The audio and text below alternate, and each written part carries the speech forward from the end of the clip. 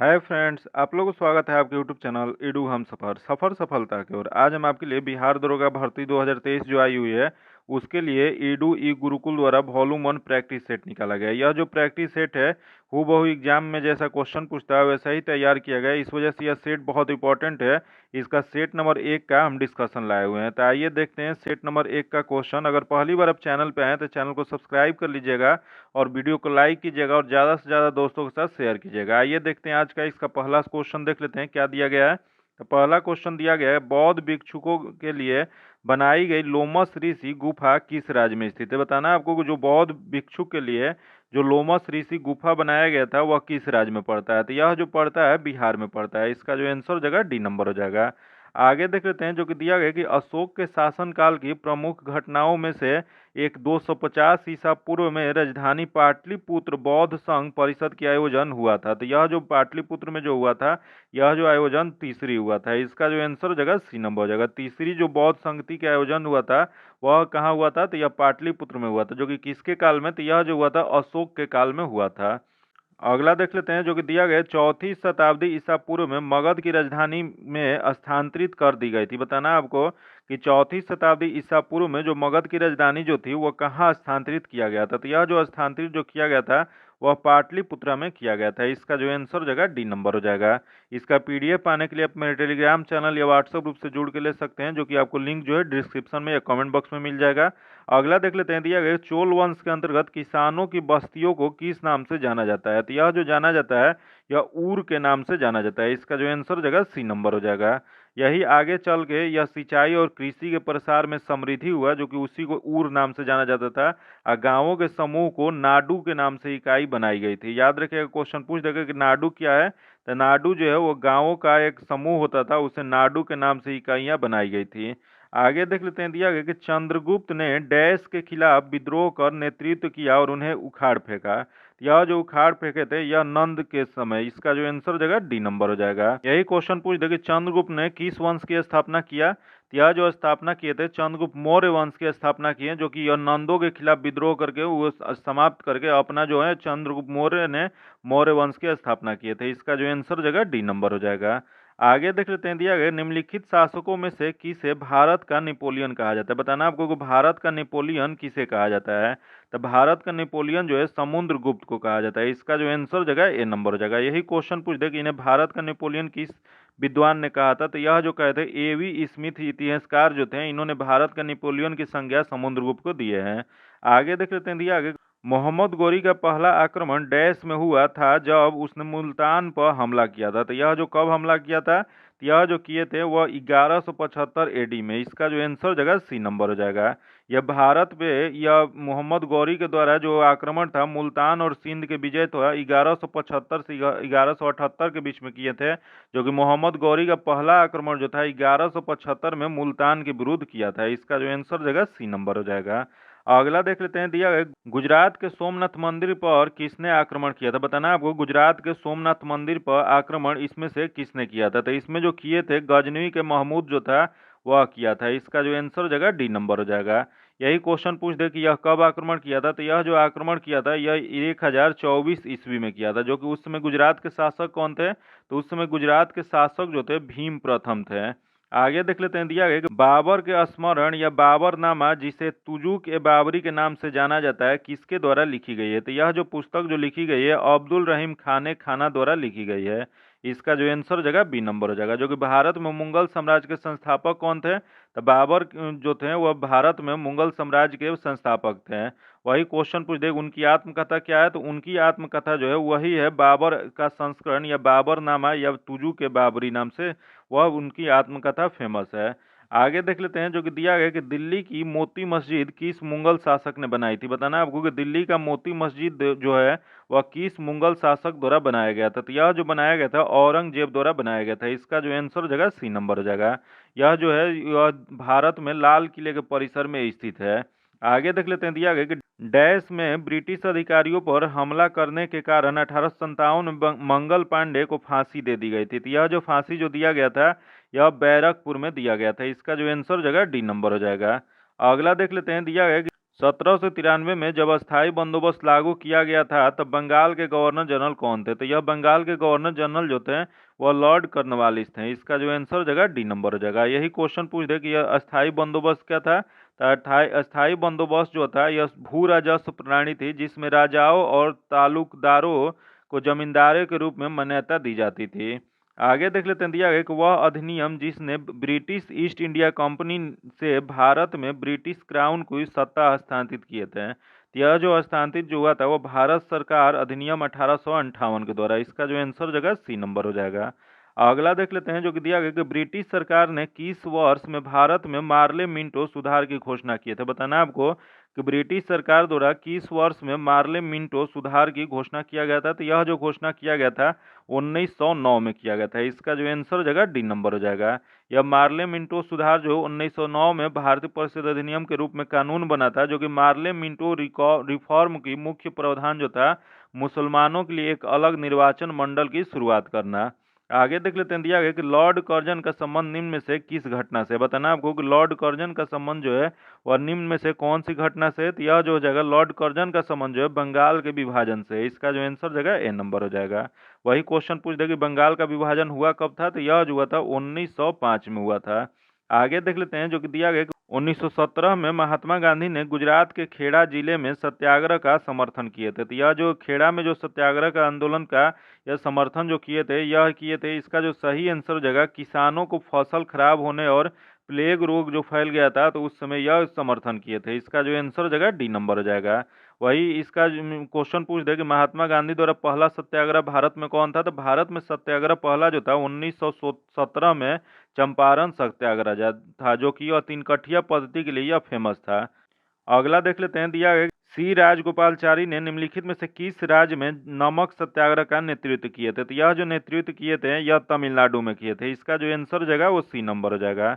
यही क्वेश्चन एक पूछ सकता है कि भारत के कई हिस्सों में जो सविनय अवज्ञा आंदोलन शुरू करने के लिए गुजरात में महात्मा गांधी द्वारा कौन सा सत्याग्रह शुरू किए थे? तो यह जो था नमक सत्याग्रह शुरू किए थे। आगे देख लेते हैं जो कि दिया गया कि मित्र मेला एक क्रांतिकारी संगठन था जिसकी स्थापना वीर सावरकर के द्वारा डैश में की गई थी। तो यह जो किया गया था 1899 में किया गया था। इसका जो आंसर हो जाएगा ए नंबर हो जाएगा।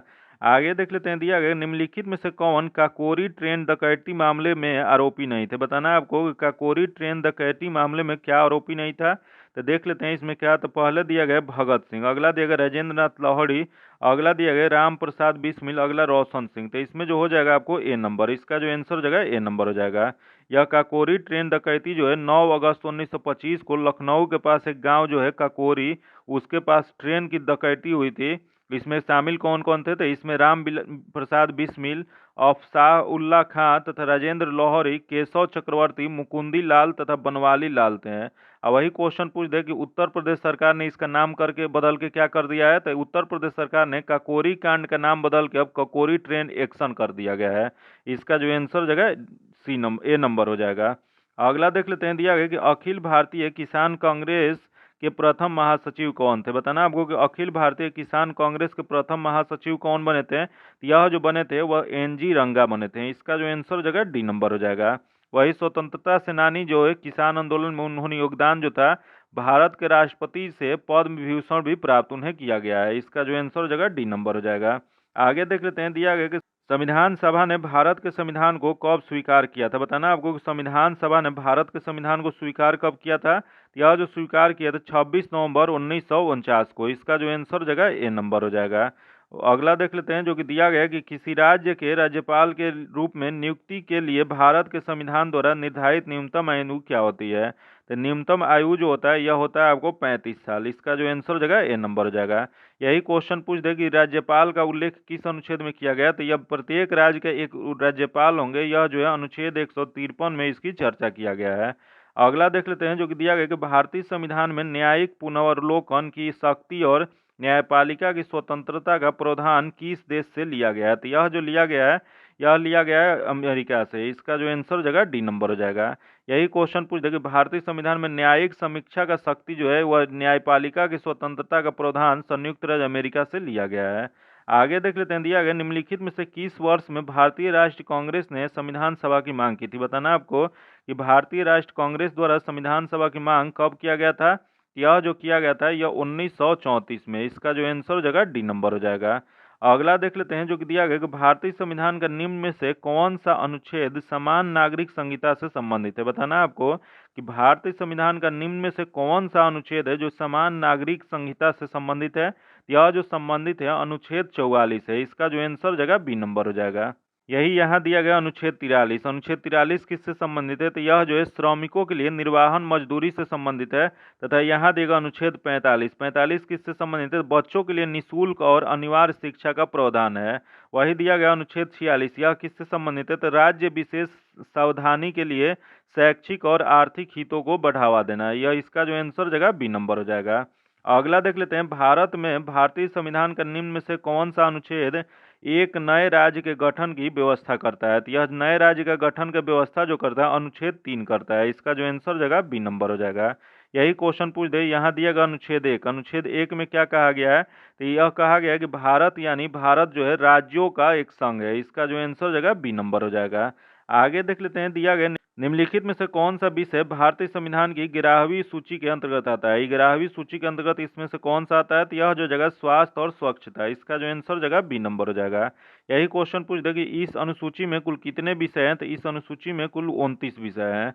आगे देख लेते हैं, दिया गया कि 124वें संशोधन विधेयक 2019 का संबंध किससे है। बताना है आपको कि 124वें संशोधन विधेयक 2019 का संबंध जो है वह किससे है, तो इसका जो संबंध जो है वह आपको आर्थिक आरक्षण से। इसका जो आंसर जगह डी नंबर हो जाएगा।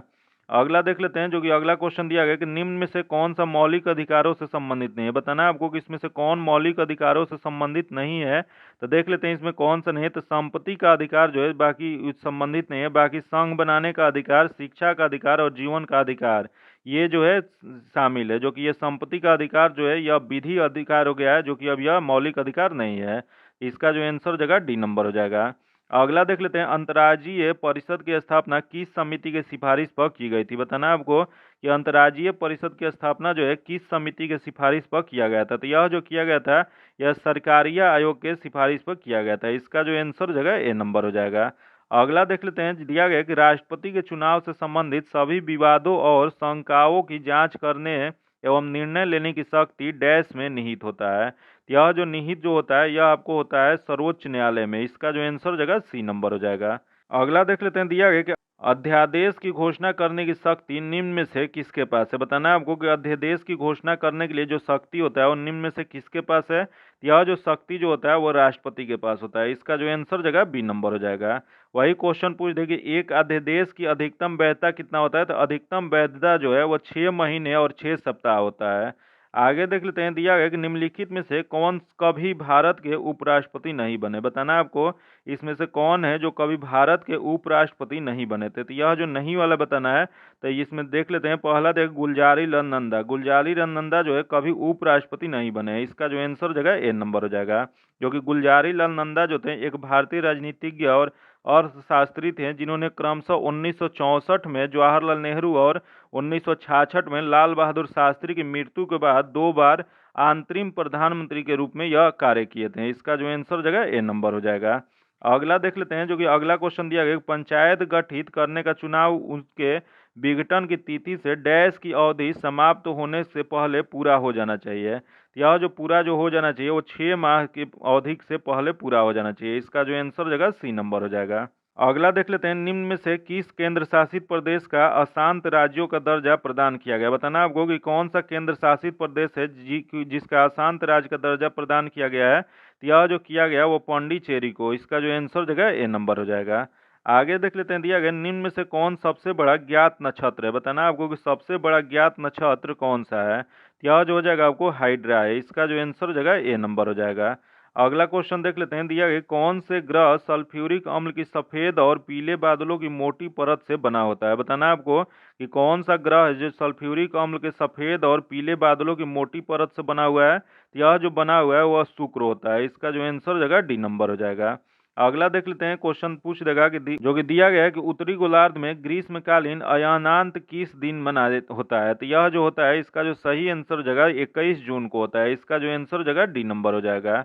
यही क्वेश्चन पूछ देगा, ग्रीष्म संक्रांति या उत्तरी गोलार्ध में 20 जून से 22 जून के बीच और दक्षिणी गोलार्ध में 20 दिसंबर से 23 दिसंबर के बीच होता है। आगे देख लेते हैं, दिया है कर्क रेखा निम्नलिखित में से किस राज्य से होकर गुजरती है। बताना आपको कि कर्क रेखा जो है वह किस राज्य से गुजरती है। तो इसको क्रम से एक बार हम बता देते हैं। इसमें बताना है कि जिसमें नहीं गुजरती है उसका बताना है।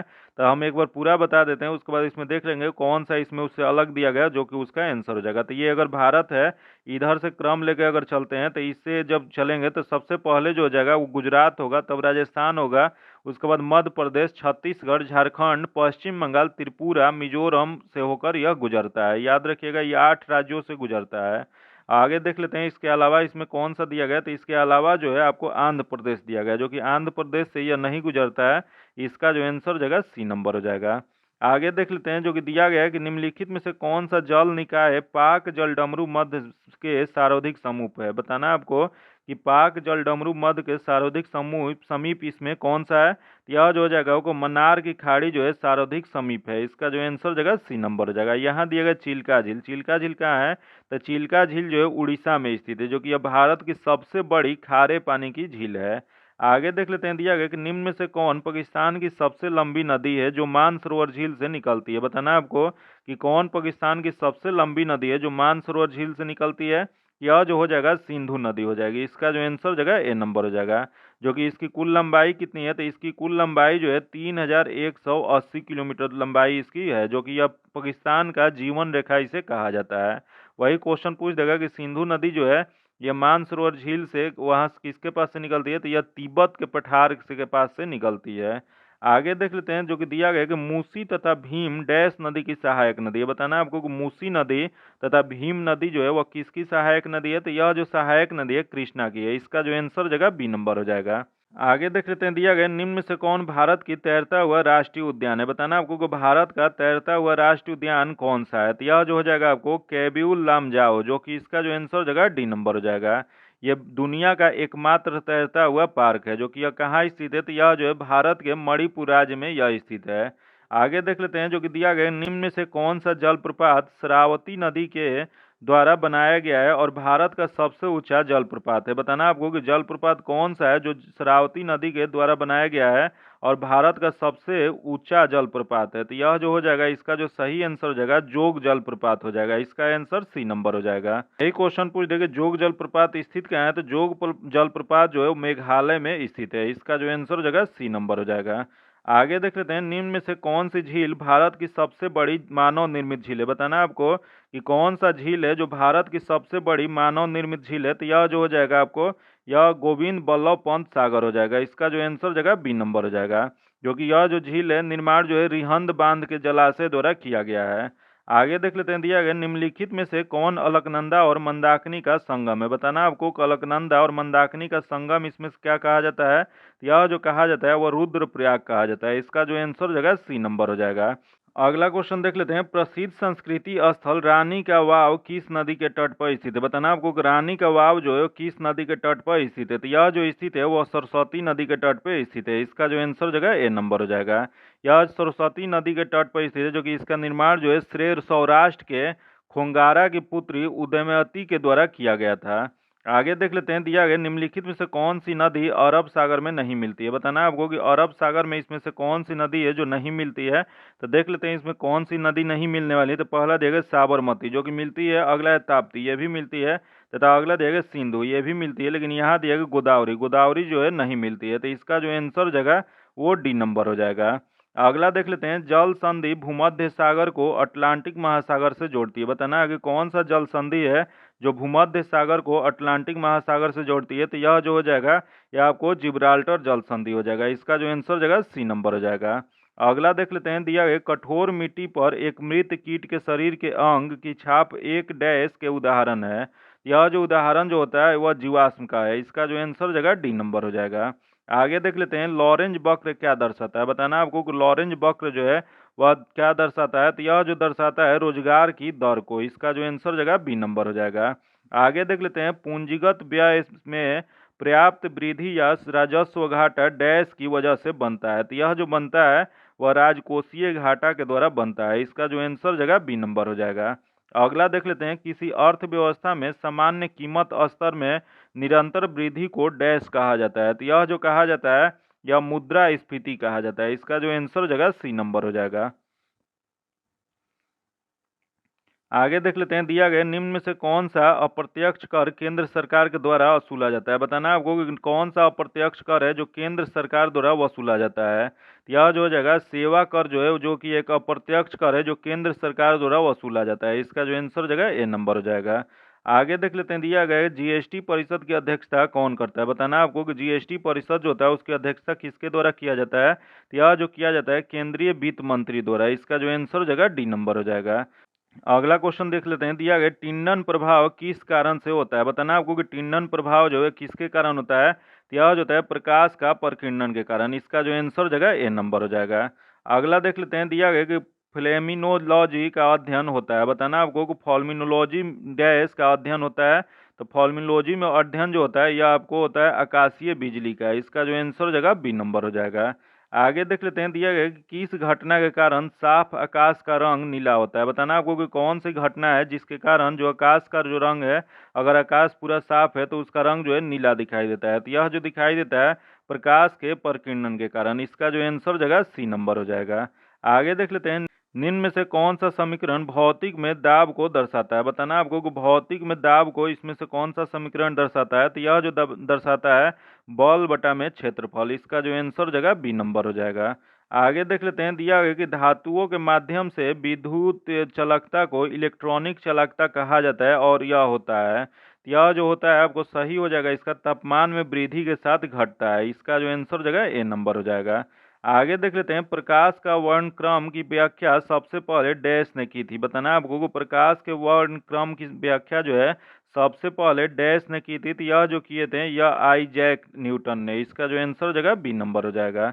आगे देख लेते हैं, पोटेशियम परमैंगनेट के एक अणु में कितने ऑक्सीजन परमाणु मौजूद होते हैं। बताना आपको कि पोटेशियम परमैंगनेट के एक अणु में कितने ऑक्सीजन परमाणु मौजूद होते हैं। तो यह जो मौजूद होते हैं वो 4 होते हैं। इसका जो आंसर हो जाएगा बी नंबर हो जाएगा। वही क्वेश्चन पूछ दे कि पोटेशियम परमैंगनेट का रासायनिक सूत्र क्या होता है। तो यह जो होता है KMnO4 होता है। याद रखिएगा यही 4 पूछा हुआ है कि ऑक्सीजन कितने होते हैं। तो यह जो होते हैं 4 परमाणु होते हैं। इसका जो आंसर हो जाएगा बी नंबर हो जाएगा। आगे देख लेते हैं, डोलोमाइट किसका अयस्क है। बताना आपको कि डोलोमाइट जो है वह किसका अयस्क होता है। तो यह जो होता है मैग्नीशियम का। इसका जो आंसर हो जाएगा ए नंबर हो जाएगा।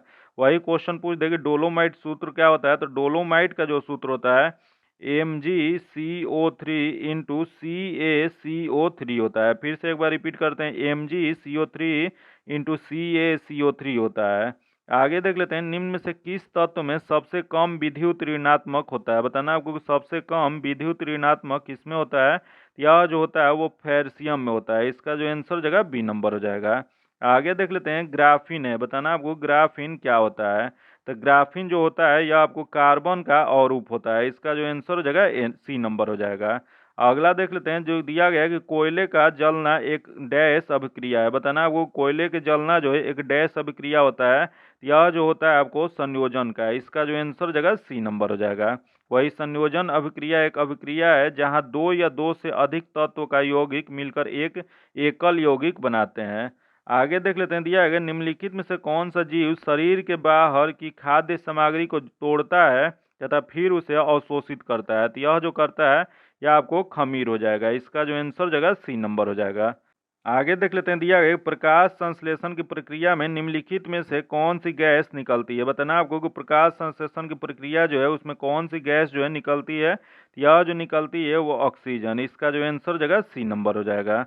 आगे देख लेते हैं, जो कि दिया गया निम्न में से कौन सा रोग विषाणु के कारण होता है। बताना आपको इसमें से कौन सा रोग है जो विषाणु के कारण होता है। तो यह जो हो जाएगा आपको रूबेला हो जाएगा। इसका जो आंसर हो जाएगा सी नंबर हो जाएगा। आगे देख लेते हैं, निम्नलिखित में से किसकी कमी के कारण प्लेगरा रोग होता है। बताना आपको कि किसकी कमी के कारण प्लेगरा रोग होता है। तो यह जो हो जाएगा आपको यह नियासिन के कमी से होता है। इसका जो आंसर हो जाएगा डी नंबर हो जाएगा। और यही विटामिन यह कौन सा होता है। तो विटामिन B3 जो होता है उसे नियासिन कहा जाता है। उसका रासायनिक नाम क्या होता है। तो ये विटामिन B3 का रासायनिक नाम नियासिन होता है। इसका जो आंसर हो जाएगा डी नंबर हो जाएगा। जिसके कमी से कौन सा रोग होता है। तो यह जो होता है पेलाग्रा रोग होता है।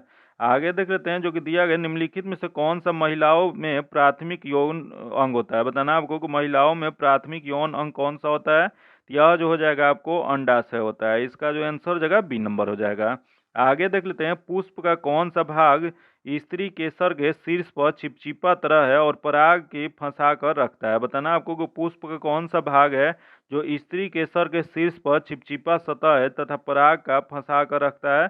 यह जो हो जाएगा आपको, यह वर्ती काग्र होता है। इसका जो आंसर जगह बी नंबर हो जाएगा। आगे देख लेते हैं, कोशिका का केंद्रक एक जेली जैसे पदार्थ से घिरा होता है जिसे डैश कहते हैं। तो यह जो कहा जाता है यह आपको साइटोप्लाज्म कहा जाता है। इसका जो आंसर जगह ए नंबर हो जाएगा। आगे देख लेते हैं, निम्न में से कौन सी गैस रक्त की ऑक्सीजन ले जाने की क्षमता को कम कर देता है। बताना आपको कि कौन सी गैस है जो रक्त की ऑक्सीजन ले जाने की क्षमता को कम कर देता है। तो यह जो करता है कार्बन मोनोऑक्साइड करता है। इसका जो आंसर जगह सी नंबर जगह, जो कि यह मोटर वाहनों की धुआं से यह प्राप्त होता है, जो कि यह जो हमारे सांस के माध्यम से जब अंदर जाता है तो ब्लड के साथ रिएक्शन करके वो ब्लड को जो होमोग्लोबिन जो होता है ले जाने की जो प्रक्रिया होता है उसे स्लो कर देता है। आगे देख लेते हैं, जीभ के पीछे स्वर यंत्र या वॉइस बॉक्स के शीर्ष पर स्थित उपास्थि के पत्ती के आकार के प्लम को क्या कहते हैं। तो यह जो कहा जाता है यह आपको ईपीग्लोटिस कहा जाता है। इसका जो आंसर जगह डी नंबर हो जाएगा। आगे देख लेते हैं, मटकी किस राज्य का प्रसिद्ध लोक नृत्य है। बताना आपको कि मटकी जो नृत्य है वो किस राज्य का प्रसिद्ध लोक नृत्य है। यह जो प्रसिद्ध है वो मध्य प्रदेश का है। इसका जो आंसर जगह ए नंबर हो जाएगा। आगे देख लेते हैं, जैमिंग शब्द निम्नलिखित में से किस खेल से संबंधित है। बताना आपको कि जैमिंग जो शब्द है वो किस खेल से संबंधित है। यह जो संबंधित है वो लॉन टेनिस से है। इसका जो आंसर जगह सी नंबर हो जाएगा। आगे देख लेते हैं, द ओरिजिन ऑफ स्पेसिस किसके द्वारा लिखी गई है। बताना आपको कि द ओरिजिन ऑफ स्पेसिस पुस्तक है वो किसके द्वारा लिखा गया। तो यह जो लिखा गया चार्ल्स डार्विन द्वारा। इसका जो आंसर जगह ए नंबर हो जाएगा। आगे देख लेते हैं, दिया है कि रुक्मणी देवी अरुणडेल निम्नलिखित में से किस नृत्य शैली से संबंधित है। तो इनका जो संबंध जो है यह आपको भारतनाट्यम से है। इसका जो आंसर जगह बी नंबर हो जाएगा। अगला देख लेते हैं, भारत में हर साल निम्नलिखित में से किस तारीख को सुशासन दिवस मनाया जाता है। बताना आपको कि सुशासन दिवस जो है हर साल कब मनाया जाता है। तो यह जो मनाया जाता है 25 दिसंबर को मनाया जाता है। इसका जो आंसर जगह सी नंबर हो जाएगा। यह किसके जन्मदिन पर मनाया जाता है। तो यह जो है पूर्व प्रधानमंत्री अटल बिहारी वाजपेयी के जयंती पर मनाया जाता है। इसका जो आंसर जगह सी नंबर हो जाएगा। आगे देख लेते हैं, दिया है कि हाल ही में 24वें शीतकालीन ओलंपिक 2022 का पहला गोल्ड किस खिलाड़ी ने अपने नाम किया है। तो यह जो किए हैं इसका सही आंसर हो जाएगा थेरेसी जोहांग। इसका जो आंसर हो जाएगा बी नंबर हो जाएगा। आगे देख लेते हैं, हाल ही में अमेरिका ने किस देश को अपने प्रमुख गैर नाटो सहयोगी के रूप में घोषित किया। तो यह जो घोषित किया इसका जो हो जाएगा कतर। इसका जो आंसर हो जाएगा सी नंबर हो जाएगा। अगला देख लेते हैं, जो कि दिया गया कि हाल ही में हुई घोषणा के मुताबिक किस शहर में भारत का पहला भूविज्ञानिक उद्यान बनेगा। तो यह जो भूविज्ञान जो बनेगा यह बनेगा आपको जबलपुर में। इसका जो आंसर जगह सी नंबर हो जाएगा। अगला क्वेश्चन देख लेते हैं, दिया है कि हाल ही में दक्षिण मैबुआंग किस राज्य का पहला ओडीए प्लस गांव बना है। तो यह जो बना है यह आपको मिजोरम का। इसका जो आंसर जगह बी नंबर हो जाएगा। आगे देख लेते हैं, हाल ही में अंडर 90 वर्ल्ड कप 2022 का खिताब किसने जीता। बताना आपको कि अंडर 19 वर्ल्ड कप 2022 जो आयोजन हुआ था उसमें किसने इसका खिताब जीता है। यह जो जाएगा भारत ने। इसका जो आंसर हो जाएगा डी नंबर हो जाएगा। आगे देख लेते हैं, दिया गया WHO की घोषणा के अनुसार कितने अफ्रीकी देशों को mRNA तकनीक दी जाएगी। तो यह जो mRNA तकनीक जो दिया जाएगा यह आपको दिया जाएगा 6। इसका जो आंसर हो जाएगा बी नंबर हो जाएगा। आगे देख लेते हैं, दिया है किस राज्य में शयन मुद्रा में भगवान बोध की सबसे बड़ी मूर्ति 100 फीट की निर्माण किया जा रहा है। तो यह जो निर्माण किया जा रहा है यह बिहार में किया जा रहा है। इसका जो आंसर हो जाएगा बी नंबर हो जाएगा। आगे देख लेते हैं, दिया गया कि बाफ्टा अवार्ड 2022 में किसे सर्वश्रेष्ठ फिल्म का पुरस्कार मिला है। तो यह जो पुरस्कार मिला है वो the power of the dog को। इसका जो आंसर हो जाएगा ए नंबर हो जाएगा। आगे देख लेते हैं, पद्म भूषण सम्मान पाने वाले पहले पैरा एथलीट कौन बन गए हैं। तो पहला पैरा एथलीट जो बने हैं वह देवेंद्र झाझारिया बने हैं। इसका जो आंसर जगह सी नंबर हो जाएगा। आगे देख लेते हैं, बच्चों की पुस्तक the little book of Joy किसने लिखी है। तो यह जो पुस्तक लिखा गया है यह लिखा गया है जो कि डेसमंड टंटू द्वारा तथा तेंजिनिया ग्यास्तो द्वारा। इसका जो आंसर जगह ए और बी, जो कि इसका आंसर डी हो जाएगा। आगे देख लेते हैं, दिया गया कि किस संस्थान ने भारत में पानी की समस्याओं को हल करने के लिए एक्वा मैप नामक एक नया अंतर विषय जल प्रबंधन और नीति केंद्रीय स्थापित किया है। तो यह जो स्थापित जो किया गया है यह IIT मद्रास द्वारा किया गया है। इसका जो आंसर जगह बी नंबर हो जाएगा। आगे देख लेते हैं, दिया गया है, किसे भारत का 23वां नवीनतम महिला ग्रैंड मास्टर WGM के रूप में घोषित किया गया है। तो यह जो घोषित किया गया है वह आपको प्रियंका नुटकी को, इसका जो आंसर जगह सी नंबर हो जाएगा। अगला क्वेश्चन देख लेते हैं, दिया गया है कि भारत का कौन सा राज्य बेहतर मृदा स्वास्थ्य के लिए कार्बन तटस्थ खेती शुरू करने वाला देश का पहला राज्य बनने के लिए तैयार है। तो यह जो तैयार है यह आपको हो जाएगा केरल, इसका जो आंसर हो जाएगा बी नंबर हो जाएगा। आगे देख लेते हैं, किस राज्य का जंगकिंग जारी या लिविंग रूट ब्रिज को यूनेस्को के विश्व धरोहर स्थलों की अस्थायी सूची में शामिल किया गया है। तो यह जो किया गया है मेघालय का, इसका जो आंसर हो जाएगा ए नंबर हो जाएगा। आगे देख लेते हैं, हाल ही में किस भारतीय खिलाड़ी ने स्विच ओपन बैडमिंटन चैंपियनशिप 2022 में महिला एकल का खिताब जीता है। तो यह जो खिताब जीता है PV सिंधु ने, इसका जो आंसर हो जाएगा बी नंबर हो जाएगा। आगे देख लेते हैं, जो कि मैथ्स का क्वेश्चन है, इसका जो है आपको सॉल्यूशन जो है PDF में दे दिया जाएगा। PDF पाने के लिए आप मेरे टेलीग्राम चैनल या व्हाट्सएप ग्रुप से जुड़ के ले सकते हैं, जो कि लिंक जो है आपको डिस्क्रिप्शन में या कमेंट बॉक्स में मिल जाएगा। तो देख लेते हैं, 96 नंबर क्वेश्चन जो है इसका आंसर सी नंबर हो जाएगा, तथा अगला क्वेश्चन है 97 नंबर। 97 का जो आंसर जगह इसका आंसर डी नंबर हो जाएगा, तथा अगला क्वेश्चन है 98 नंबर, जो कि रीजनिंग का क्वेश्चन है, इसका जो आंसर जगह सी नंबर हो जाएगा। आगे देख लेते हैं 99 नंबर, 99 का आंसर जो जगह सी नंबर हो जाएगा, तथा अगला देख लेते हैं 100 नंबर, 100 का आंसर जो जगह वो डी नंबर हो जाएगा। आज इतना ही रखते हैं। अगर अभी तक आप चैनल को सब्सक्राइब नहीं किए हैं तो सब्सक्राइब कर लीजिएगा, बगल में बेल आइकन है जिसको जरूर दबा लीजिएगा, ताकि जब भी वीडियो डालें तो आपको नोटिफिकेशन प्राप्त हो। और वीडियो को लाइक कीजिएगा और ज़्यादा से ज़्यादा दोस्तों के साथ शेयर कीजिएगा। फिर मिलते हैं आपसे अगले वीडियो में, तब तक के लिए धन्यवाद। जय हिंद।